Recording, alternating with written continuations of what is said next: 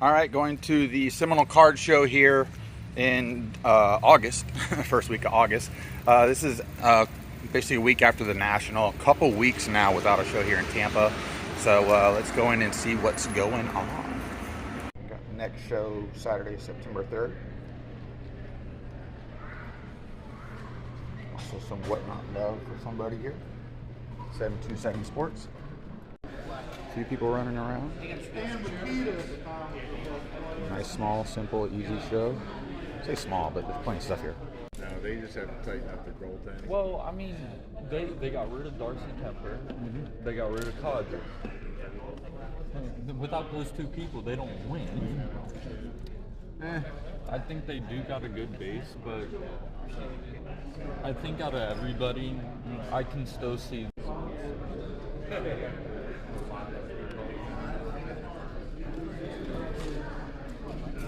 How you doing today? All right. Good. Find anything yet? Nah, I just walked in. They'll be here.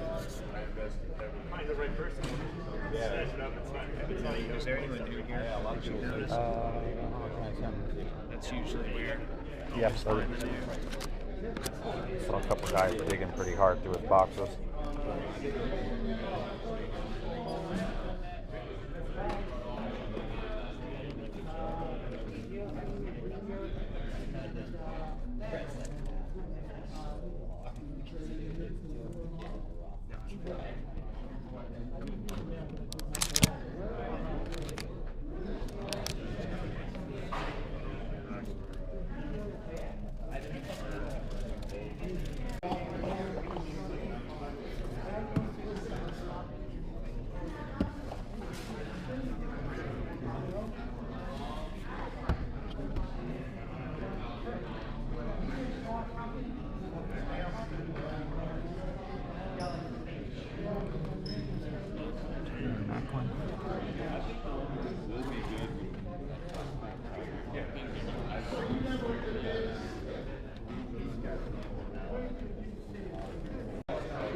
You said you did good at the National? Yeah,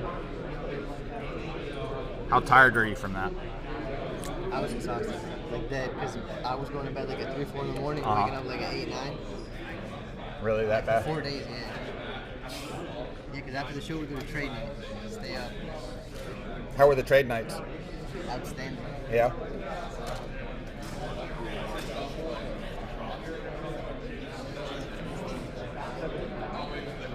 Nice cards. Pacers pulled it. Oh, great. There's Jim Brown out here. Hey!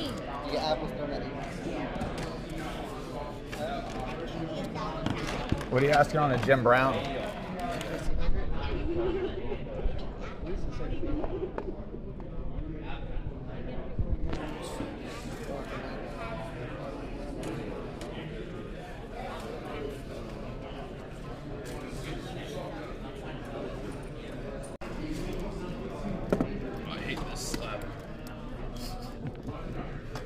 I don't know anybody that really likes their slap face. You know what? I still use the 2-row box. I don't know. Maybe I'm just old school.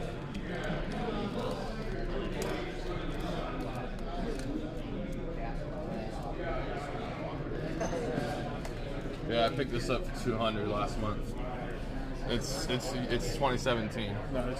So My last Disney thing was like Little Mermaid and Lion King. Uh-huh. So I know it's very popular. Yeah.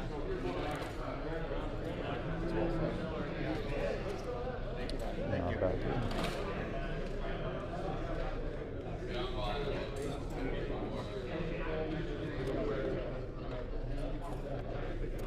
Do these guarantee anything? Just curious. I honestly know. I just got these last weekend. Gotcha. I think you get there's a random selection. I guess it says for a sketch card. Something like that.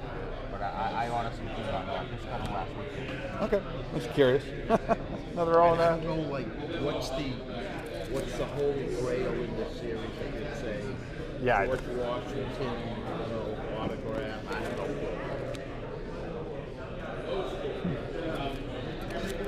That's why I try to always have a little box with some. Now I don't know who they are. I think there's like That's one a or good two of them question. that I don't have sound that. I familiar. someone up here holds. Williams over here. Just doing a quick look here. Brett Olson. So you know how it is. Like they have all kinds of different.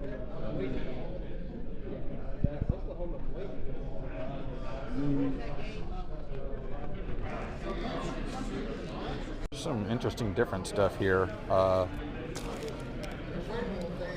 Morganson skates here. Half a stick that's broken. What else we got down here? The good old Buccaneers foam sword. I think I have one of those. Look at this. Got a Navy pilot's helmet. That's pretty cool. And there's some other paraphernalia. Clifton Mustangs.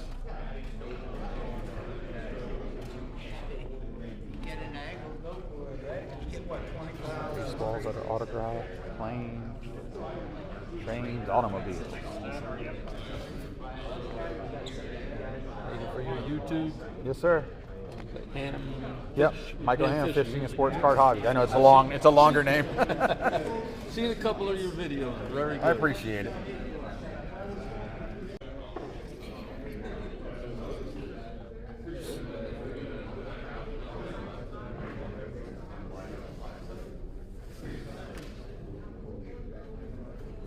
Good. It wasn't a P-trap. It was a hard PVC coming out of the wall. He only took 2 inches off at the coupler. It's already done.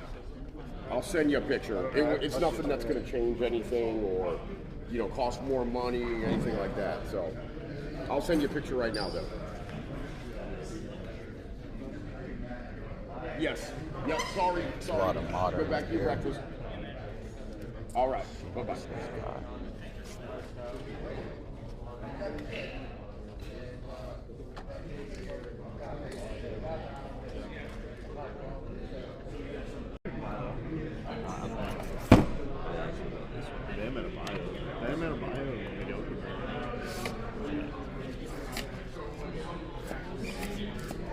Did you have fun at the National? Yeah. It was nice. Is that the first time you'd gone, or have you been to Chicago last year? It was our first time. Oh, fantastic. Why'd they give it an 8? Scratch in the back. Oh, okay. Right. Oh, yeah. I think it would polish out. I didn't grade it. Yeah. So if I were to clean it, because I have cleaned and graded cards, in the middle, it's not as fluent as it is throughout the whole thing. Yeah. But I take the 10 auto all day to wear. Gotcha. What's going on, man? Good. How are you doing? Good, man. Good to see you. You too, man. Appreciate you coming out promoting the show. Always. I like this show. We're making it though. There you go.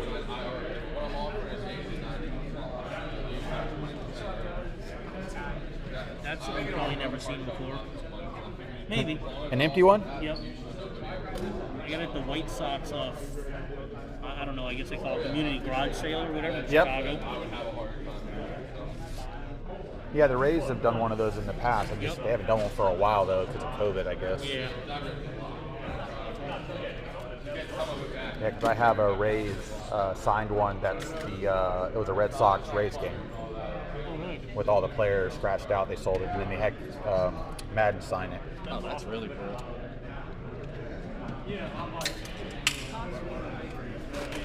Cracking open a cold beer, huh?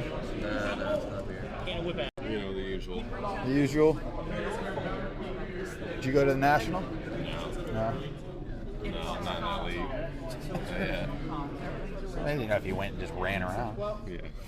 Sometimes it's easier to go there and not be a dealer. Just target trade nights. Yeah, that would be fun. All right, just left the Seminole show. Nice relaxing show. Didn't buy anything. Just kind of wanted to look around, see what was going on. Ask some people, if they went to the National, and just get some feedback. See how everything was going. Nothing new or crazy there. I only saw one guy that I really hadn't seen before. A lot of same old modern stuff for certain guys. There's some nice cards in the case. It's just not stuff I'm looking for.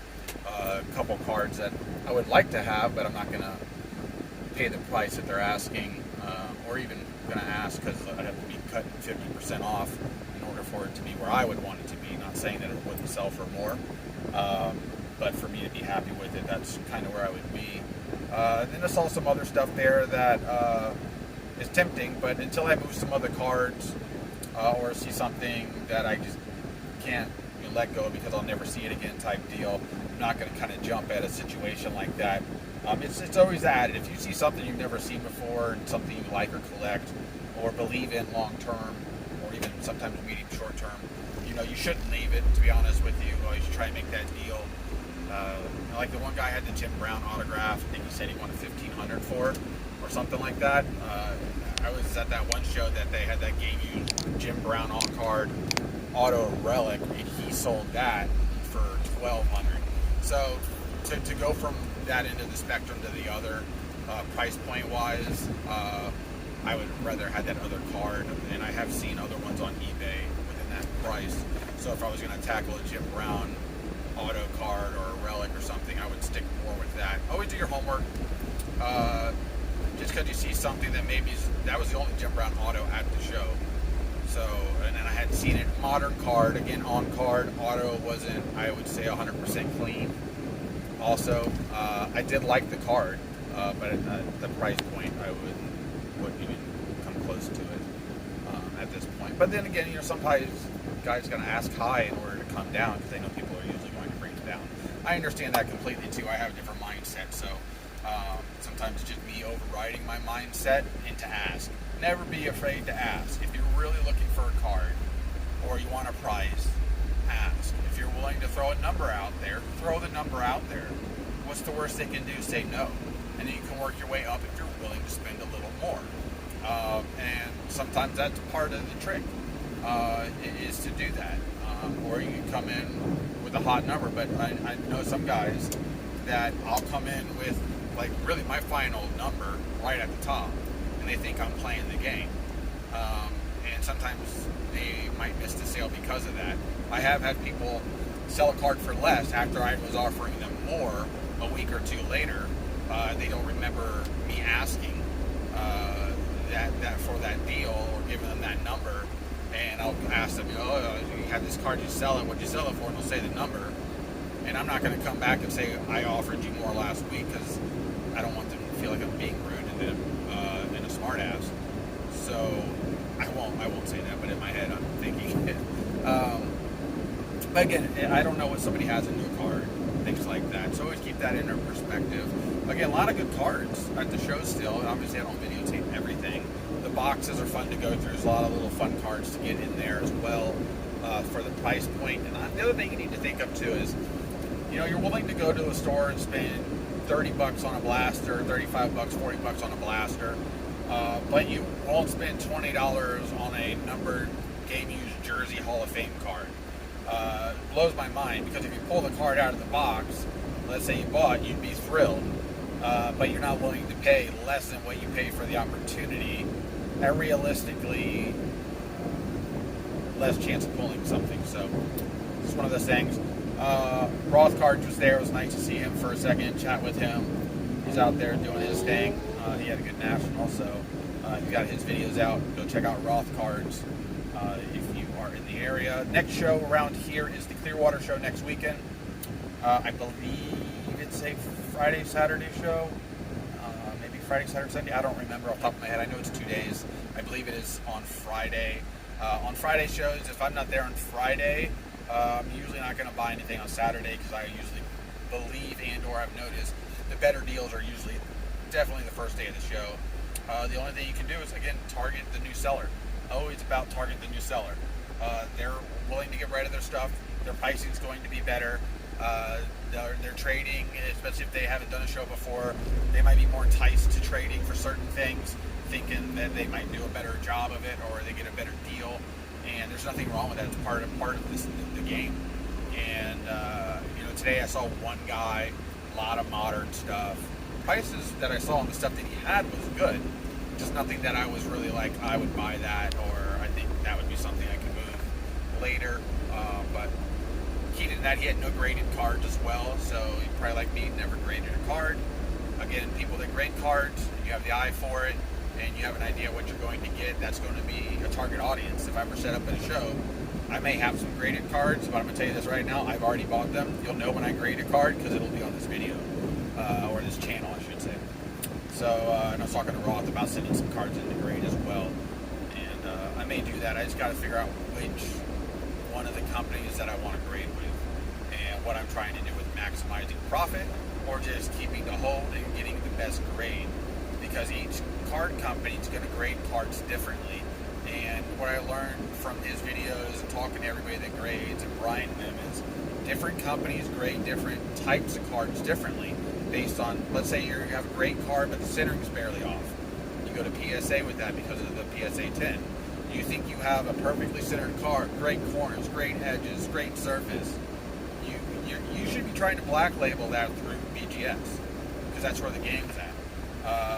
Or maybe an SGC 10 or PSA 10 at that point. But again, if you think you have a perfect card, you better send it to BGS to try to black label.